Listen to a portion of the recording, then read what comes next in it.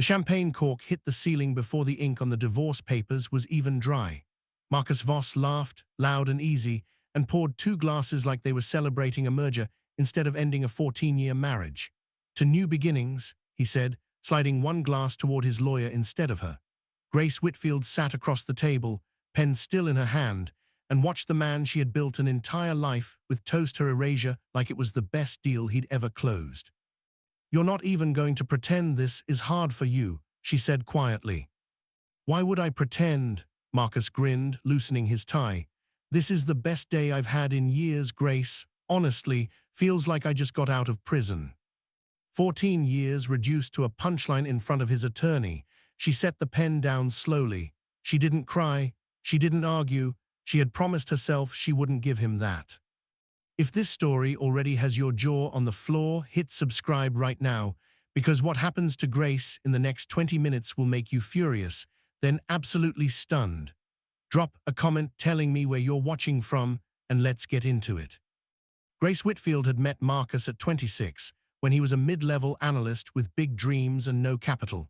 She was the one with the family name that opened doors, the one who introduced him to the investors who eventually made him rich. She'd told herself for years that behind every successful man was a woman quietly making it happen. She just never expected that when the man succeeded, he'd hand her a folder of paperwork and call it a courtesy. "Everything's already been handled," Marcus said, gathering the signed pages. "The house is in the company's name, you knew that. The joint account, well, it's not really joint anymore. I moved things around last month. Cleaner that way." "Last month," Grace repeated. "You mean before I even agreed to this?" "I mean I planned ahead," he said, like it was a virtue. "You'll be fine. You always land on your feet. That's what I always loved about you, Grace. Low maintenance." Low maintenance, 14 years, and that was his eulogy for their marriage. She stood, smoothed her coat, and walked out of the conference room with her spine straight and her hands steady, even though her stomach had dropped somewhere around the second floor. She made it to the elevator before her phone buzzed. Her banking app. A notification. Account access restricted. She stared at it in the mirrored elevator wall. Restricted. She tried the joint savings account next, the one she'd fed for years from freelance editing work she did quietly on the side, money she never touched because she was saving for something. Account closed. By the time she reached the lobby, her credit card had been declined at the coffee kiosk, and the barista's pitying look told her everything she needed to know about how this story was going to look from the outside. The wife who couldn't handle her own finances. The wife who got left behind. Grace stepped out onto the street into a gray October wind and did the math in her head. $640 in a personal checking account Marcus used to joke was her hobby fund. That was it. That was everything in a city where $640 barely covered 2 weeks of groceries. This wasn't a divorce. A divorce was 2 people dividing a life. This was deletion. Marcus hadn't split anything with her.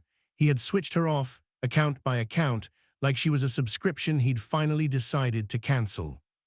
If you're feeling the chills I felt writing this, smash that like button. It genuinely helps this channel more than you know, and stories like Grace's keep coming when you do. She walked back to the apartment, the one she still had keys to, or thought she did. The doorman, a kind older man named Felix who had known her for 6 years, wouldn't meet her eyes. "Mrs. Voss, I'm so sorry," Mr. Voss called ahead. "Building management changed the access codes this morning. Your things are being packed and sent to a storage unit. You'll get a claim number by email." A claim number, 14 years of marriage, reduced to a claim number. "Felix, I just need 10 minutes. My mother's jewelry is up there, my laptop with my client files." "I know, ma'am, I know, I'm not allowed." He looked genuinely wrecked about it, which was somehow worse than if he hadn't cared at all. "I'm so sorry." She didn't scream. She didn't demand a manager. She had learned a long time ago that scenes like that only ever confirmed what people already wanted to believe about a woman who'd been left. Instead, she thanked Felix, because none of this was his fault, and she turned and walked into the cold with her small work bag over her shoulder, the only thing she'd grabbed that morning without knowing she'd need it to carry the rest of her life. She found a bench 2 blocks away and sat down, and for the first time all day she let herself breathe. In, out, the breath shook on the way out, but she didn't cry. She had learned that too, over 14 years of being told she was too emotional whenever she reacted to anything at all. So she sat there, numb, calculating. $640, no home, no accounts, a phone that still worked, at least, and a laptop she'd left in her tote bag by pure accident that morning, thank God, because it held 4 years of freelance client contacts. Her phone buzzed, a text from her younger brother, Theo, in Denver. Grace, Mom just called freaking out, something about Marcus posting online about a big life change. You okay? Of course Marcus had already gotten ahead of the narrative. He would have some tasteful, wounded-sounding post ready, something about growing apart and wishing each other well, something that painted him as the reluctant, mature party and left her as an unfortunate footnote. People believed the man with the money. They always did. She typed back, I'm okay, I'll explain soon, love you. Then she turned the phone face down on her knee, because if she heard Theo's actual voice right now, she would break, and she couldn't afford to break. Not tonight. She booked a cheap hotel room with cash, the kind of place she never would have set foot in during her marriage, and she sat on the edge of a stiff mattress and opened her laptop and made a list. She had a communications degree. She had 4 years of ghostwriting and editorial consulting for small businesses, done quietly on the side, done well, done for clients who trusted her judgment completely, and none of it on a resume because she'd never needed one while she was busy being Marcus Voss's wife. She applied to 11 jobs before midnight. By morning, she had 2 polite rejections, both circling the same unspoken question, what have you been doing for the last decade? What had she been doing? She'd been managing Marcus's entire social infrastructure, remembering which investor's wife had just had surgery, which client needed to be seated away from another because of a decade-old grudge, quietly writing the emails that smoothed over the deals he took credit for at dinner parties. She had been the architecture behind a man who never once put her name on anything, because you don't put infrastructure on a spreadsheet. You just use it, and when you're done, you sign the papers and walk away. She was 3 days into hotel life, watching her $640 shrink into something closer to panic when her phone rang. Unknown number, Manhattan area code. She almost let it go to voicemail. Instead, something made her answer. Is this Grace Whitfield? A woman's voice, crisp, professional. Who's asking? My name is Priya Anand. I'm the executive assistant to Julian Rourke. Mr. Rourke is the founder and chairman of Solano Ventures. He'd like to meet with you. Grace sat very still. Solano Ventures. She knew the name vaguely, a private equity firm that had been in the financial press for a string of unusually well-timed acquisitions. Why would Mr. Rourke want to meet with me? He said you'd ask that, Priya said, and there was almost a smile in her voice. He asked me to tell you it's about 6 years overdue. He said you'd understand once you heard the name Callaway Freight. And there it was, a door creaking open in her memory, small and nearly forgotten. 6 years ago, at a conference dinner she'd attended with Marcus, she'd sat next to a stranger who'd looked like he hadn't slept in days, poring over documents about a freight restructuring deal that was falling apart. Marcus had been across the room, working the room, ignoring her the way he always did at those things. So she'd talked to the stranger, not to flirt, just because he looked like he needed a different set of eyes. She'd glanced at his numbers and pointed out, in about 10 minutes, that his entire cost model was built on outdated fuel contracts. She'd sketched the correction on a cocktail napkin, he'd thanked her, and she'd never thought about it again. That saved his company $9 million, Priya said. He's been trying to find you for 2 years. The name change made it difficult. He found you last week. Are you available this afternoon? Grace looked around the cheap hotel room, at the ironed blouse hanging in the bathroom, at the $640 sitting in her account like a countdown clock. I'm available, she said. This is exactly the kind of twist I live for. And if you want more stories where the woman everyone underestimated ends up holding all the power, subscribe now so you don't miss the next one. They drop every week. Julian Rourke's office occupied the top 2 floors of a building she'd walked past 100 times without noticing, which she suspected was intentional. He was mid-50s, sharp-eyed, dressed simply, no tie, no performance. He sat down across from her without small talk. "You look better than I expected," he said. "I heard about your divorce. Word travels in my world." "You could have called before my life fell apart," Grace said, keeping her voice level. "I could have," he agreed. "I chose not to. I needed to be certain that what I'm about to offer wouldn't get confused with charity. I don't do charity, and I needed you in a position where you couldn't mistake it for that." "That's a cold calculation." "Yes," he said simply. "I'm also someone who knows exactly what you're worth, which is a great deal more than you've been allowed to show for the last decade. So we can talk about my timing, or we can talk about what happens next." She let the silence sit for a moment, because she was done filling silences that didn't need to be filled. "Talk," she said. He laid it out without theater. Solano Ventures was restructuring its operations division and expanding into 3 new logistics markets simultaneously. He needed someone who could see the whole board, someone with no personal stake in protecting the existing hierarchy, someone who understood how deals actually moved instead of how they looked on paper. "A senior strategic role," he said. "Not a trial, not a favor, real authority." "What's the condition?" Grace asked. "There's always a condition." He nodded, a small gesture of respect. "You don't hide behind my name. You build your own credibility in that building. If you fail, you fail, but I don't think you will. I know what you did with a cocktail napkin in 20 minutes. I know what you built for Marcus Voss with a decade and no credit at all." Grace felt something tighten in her chest, something that had been coiled there for 14 years, finally starting to loosen. "I need 2 things," she said.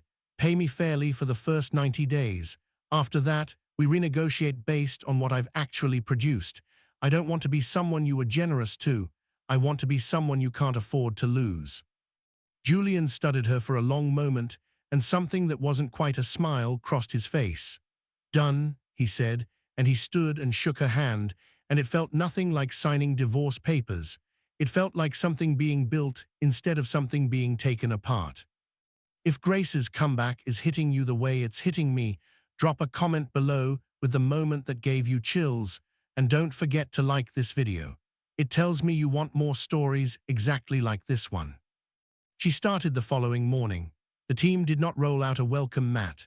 6 senior staff sat in the 12th floor conference room, all of them wearing the same carefully neutral expression of people who'd been told something they didn't like and were being professional about it. Julian introduced her in 4 sentences and gave no room for questions. Grace didn't speak in that first meeting. She took 3 pages of notes on a legal pad and watched the room glance occasionally at her handwriting like it was a hand of cards they couldn't read. When it ended, Julian said, "Whitfield, stay," and asked her flatly what she'd seen.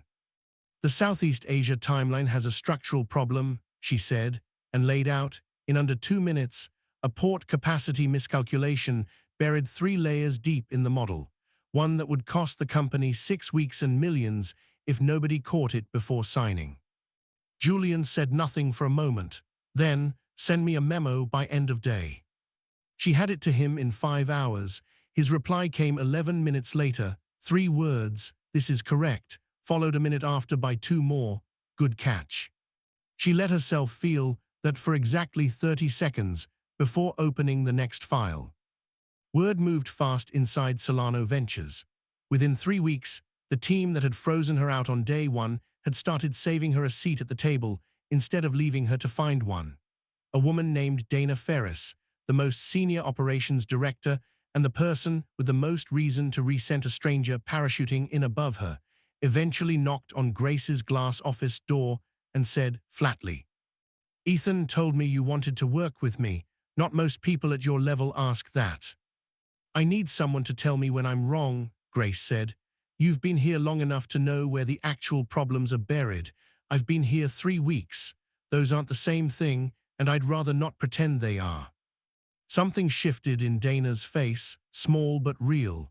They worked together until 9 that night, and by the end of it, Grace had the beginning of something she hadn't expected walking into that building, an actual ally. 28 days in, Priya appeared in Grace's doorway with an expression sharpened by something unspoken. "Mr. Rourke would like to see you." Julian was standing when she walked in, which he almost never did. "We've been invited to a round table," he said. "High-level restructuring discussion, 12 firms in the room. One of the other invitees is Voss Capital." The name landed like a stone dropped into still water. "Marcus won't know you're attending until he sees you," Julian said. "The guest list stays confidential until the day of. If you want to step back from this one, I'll find another arrangement. No consequences." Grace thought about the text she'd never answered, the champagne cork hitting the ceiling, the claim number instead of her mother's jewelry. "I'll be there," she said. "You're sure?" "You told me I don't get protection," she said. "You told me I build myself. I've had 28 days, I'm ready." Julian studied her, and the almost smile appeared again. "Then lead the position," he said. "Not support me, lead." "We're closing in on the moment you've been waiting for, so if you haven't already, hit subscribe. Because Grace is about to walk into a room with the man who threw her away, and he has absolutely no idea what's coming." The round table was held in a Park Avenue building Grace had walked into before, always as Marcus's +1, always smiling, always invisible. This time her name card read Grace Whitfield, Senior Strategic Advisor, Solano Ventures, not Voss, not a wife. A name with a title she had earned in 28 days. She heard him before she saw him, that same voice that used to fill every room by simply expanding to take up all the air in it. Marcus was mid-laugh, shaking hands, wearing the same charcoal suit she'd once picked out for him. He hadn't seen her name yet. Then he did. The silence wasn't a sound he made. It was the absence of one, a sudden quiet in the space where his voice had been half a second earlier. "Grace," his tone was careful now, stripped of its usual polish. "Daniel," she corrected herself in her head with a small private smirk, then answered evenly, "Marcus, how are you? I didn't realize you were affiliated with Solano." 28 days now," she said, and turned back to arranging her documents, letting him sit with the math. The session opened, 12 companies, sharp questions, no warm-up. When acquisition strategy came up, Julian gave her the floor with a glance. Grace spoke for 11 minutes, laying out a corrected valuation on a logistics target that Voss Capital, it turned out, had been evaluating from the wrong numbers entirely. A senior partner from a rival firm asked pointedly whether Voss Capital had a position on the same asset. Marcus's answer came a beat too late. "We've been evaluating it, hadn't reached a final position." No one said out loud what everyone in that room understood. Grace Whitfield had read the deal more accurately than her ex-husband's entire firm. Julian wrote 2 words on his notepad: "She's ready." At the break, Marcus maneuvered himself toward her at the water credenza, close enough that it wasn't for the room. "That was impressive," he said quietly. "How long have you actually been at this?" 28 days, she repeated. "You look different." "I'm not," she said. "You just see me differently now." His jaw tightened. "Grace, I didn't expect things to move this fast. I thought you'd reach out." "You left the door open the way you left everything else," she said, "as something you could close whenever it suited you. I don't need your doors anymore, Marcus. I built my own." She walked back to her seat. She did not shake. If this moment gave you goosebumps, comment the word "closure" below. I want to see how many of you felt that. 6 weeks later, the acquisition closed 14% above market consensus, exactly as Grace had projected. Julian called her into his office. "The board wants to hear from you directly, Friday." She spent 3 nights preparing, not because she needed 3 nights, but because the work she put in was the work that showed up in the room as something real instead of performed.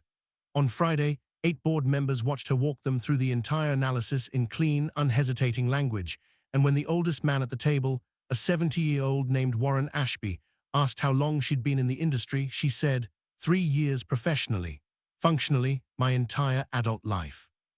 I spent a decade inside one of the more sophisticated financial operations in New York. I didn't have a title, I had access. I chose to learn instead of be seen. I'm making up for the rest of it now. Ashby turned to Julian. I think we need to talk about this woman's compensation. I told you 6 weeks ago, Julian said. You did, Ashby said. I should have listened faster. Grace stood on the sidewalk afterward with her phone in her hand, and for the first time in months, she let herself feel the full, quiet size of what had just happened. She called her brother. Talk to me, Theo said before she'd even spoken. The board meeting went well, she said. How well? Well enough that a 70-year-old board member told his own chairman he should have listened to me faster. Theo made a sound that was half laugh, half disbelief. Grace, do you understand what you just did? I'm starting to, she said. 2 weeks later, at a benefit gala she attended as part of the Solano delegation, Marcus found her near the edge of the room. He'd had time to think, and it showed. I made a mistake, he said quietly. You made several, she said, without heat, without hunger for the apology she might once have needed. I underestimated you, he said, for a long time. Yes, she said simply. He looked at the room, at the people who'd sought her out that night, at Julian's easy confidence in introducing her by her own name and her own title, and something settled in his face. The specific, expensive grief of a man realizing too late exactly what he'd thrown away and called a courtesy. I'm sorry, he said. I know, Grace said. Take care of yourself, Marcus. And she walked back into the room, and she did not look back, because there was nothing behind her worth turning for. Julian found her later, near the end of the night. How was it? He asked. Fine, she said. Then, after a moment, better than fine. I want to talk to you about the European expansion. I've been building the proposal for 3 weeks. Monday, he said, my office, 7 a.m. 6:45, she said. She stepped out into the cold night air, the same December chill she remembered from the night she'd sat on a bench with $640 and no home, and this time she raised her hand for a cab without doing the math first. She had built the right to exist on her own terms without asking anyone's permission, and no jet, no title, and no apology could compare to that. If Grace's story moved you even half as much as it moved me writing it, do 3 things before you go. Subscribe so the next story finds you. Drop a comment telling me what you'd have said to Marcus in that room, and hit like so this story reaches someone else who needs to hear it today. See you in the next one.